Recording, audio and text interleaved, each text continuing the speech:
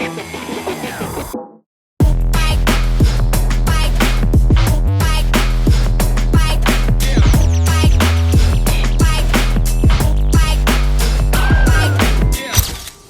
so that's us wrapped on day 2 of 2 for the Jägermeister bartender profiles and perfect serve. It's been a pretty freaking cool 2 little days shooting at a bunch of bars with a whole bunch of talent. We shot at Jolene's, Plan-B, and we're finishing up here at the Hayberry. So I want to talk you through a little bit about our process, how we shot this all, and hopefully have a take a look at the final product. When it actually comes to filming, preparation matters almost more than actually what you're doing. Behind you, we've still got everything set up just before we strike set, and you can see we've got a whole bunch of lights set up. Some of them have actually been turned off. Making sure the scene looks good before we start shooting is most of our work done for us. It means less correcting in post. It means less trying to make meh look okay.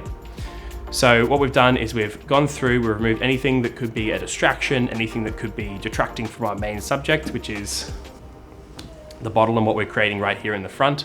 And we've gone through and we accentuated things which we either can't move or things that would add to it. So you can see it behind us here. We've also got these sort of bottles lined up there, the glasses, and we've sort of shone some light through there. I've kind of done a full walkthrough at Jolene's about how we did the full lighting setup there, but we know 2 key lights, kickers, practical lights. We've also got the neon Jaeger sign up there, which really adds to the whole experience and feel. And then while we're shooting, we had 2 cameras running here, and this allows us to switch seamlessly between A cam and B cam, hiding cuts. And it means we don't have to do as many retakes. We can have one camera running slow motion footage or running 100 frames footage, which can then slow down. And we can have another camera running 25 frames so that we can get the A cam looking as cinematic, excuse the word, but as clean and as sharp as we can. From there, it's just about adding some dynamic movement, moving in and out, making sure that our focus is on what we're talking about. There's no point showing a bottle of Jaeger when someone's talking about what their inspiration was growing up behind the shoot. But then when they focus and they want to talk about the ingredients, making sure that that's the focus. So when the viewer's watching the video, they understand what's going on and it will flow so much more seamlessly. So that's lighting, that's action.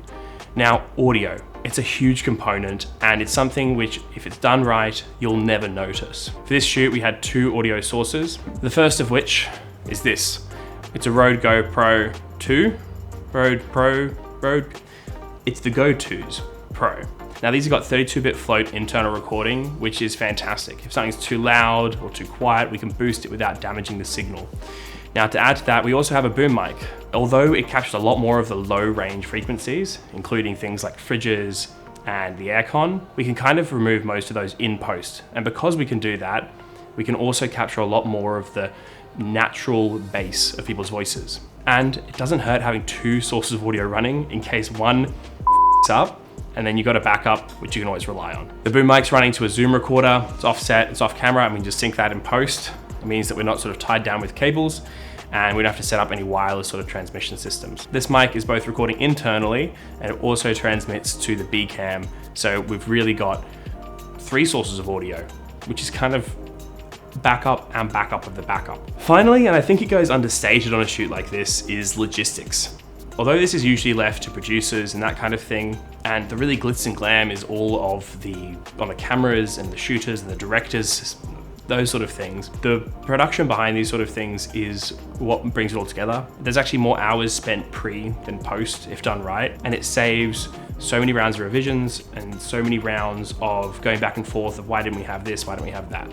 Now, all of these things I've mentioned, they're very brief and they're very wide overviews of very intricate roles which take years and years to get down pat.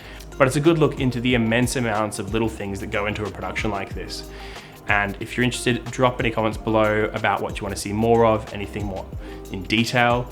We'll probably go through each of these different things in more depth at a later stage, but thought I'd just take you behind, show you a brief overview of what goes into one of these shoots, and hopefully you learned something.